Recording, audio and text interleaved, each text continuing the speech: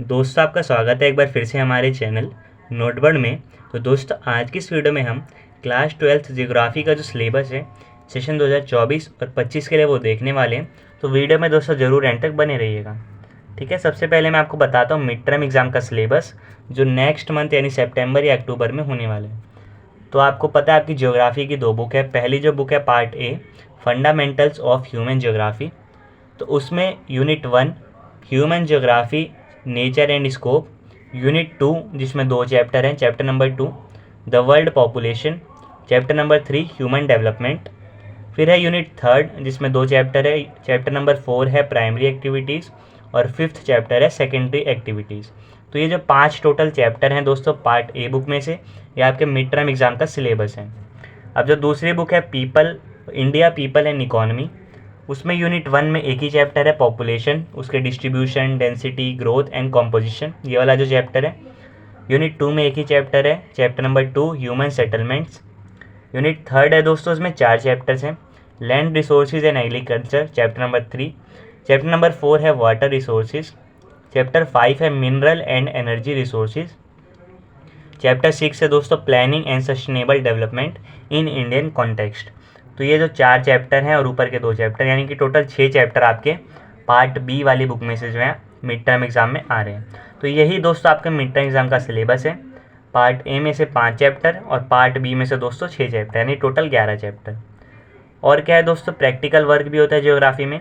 तो प्रैक्टिकल आप वर्क वाली जो आपकी बुक है या जो आपके होते हैं, ठीक है, जो आपका मटेरियल है, उसमें चैप्टर 1 एक जो है data it's source and compilation, chapter 2 है डेटा प्रोसेसिंग। तो ये 2 चैप्टर आपको प्रैक्टिकल वाली बुक में से जो है करने हैं ज्योग्राफी के लिए मिड टर्म एग्ज़ाम तक। ये पूरा जितना सिलेबस बताया मैंने आपको दोस्तों 13 सितंबर तक कंप्लीट करना है। फिर आपको रिवीजन करना है इसका, फिर आपका मिड टर्म एग्ज़ाम जो होगा उसमें इतने ही जो है चैप्टर्स और इतने ही टॉपिक्स आने वाले हैं। ठीक है, मैंने आपको बता दिया। और दोस्तों, आपको पता है मिड टर्म एग्ज़ाम के नंबर जो है फाइनल जो बोर्ड रिजल्ट है उसमें नहीं लगते हैं, लेकिन आपकी प्रैक्टिस के लिए। तो आप अभी से तैयारी कर दीजिए, अभी भी आपके पास 1 महीने से ज़्यादा टाइम बाकी है।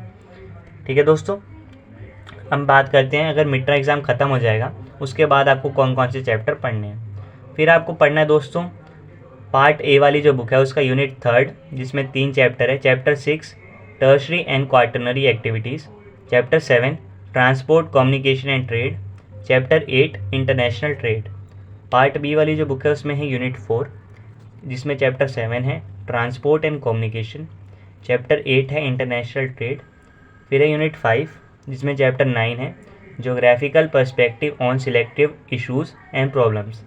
तो ये जितने आपको मैंने यूनिट्स बताए, पार्ट ए में से दोस्तों 3 चैप्टर, पार्ट बी में से 3 चैप्टर, ये टोटल 6 चैप्टर जो हैं आपको मिड टर्म के बाद पढ़ने हैं। ऐसे दोस्तों आपका जो प्रैक्टिकल वर्क है उसमें क्या है, चैप्टर 1 और 2 आपने मिड टर्म में भी पढ़ा था।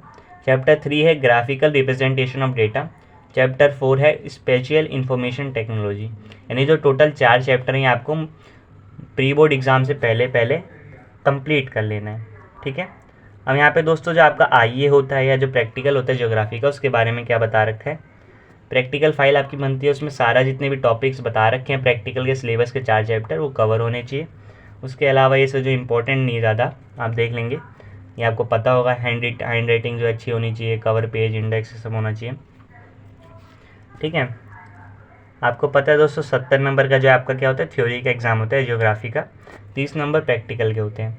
तो उस 30 में भी जो है 25 नंबर का रिटर्न एग्ज़ाम होगा प्रैक्टिकल का, 2 नंबर होंगे आपके प्रैक्टिकल फाइल के, आपने फ़ाइल कैसी बनाई है, 3 नंबर होंगे वाइवा।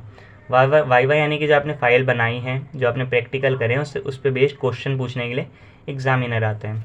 ठीक है, तो ये टोटल 30 नंबर होते हैं। अब यहाँ पे दोस्तों एक और चीज़ आपको यहाँ पे दिख रखी है, यहाँ पे क्या लिखा है कि जो ये सिलेबस है कंप्लीट सिलेबस, ये 13 दिसंबर तक कंप्लीट करना है, फिर रिवीजन करना है। प्री बोर्ड एग्ज़ाम होगा उसमें कंप्लीट सिलेबस आने वाला है मिड टर्म से पहले का और बाद का।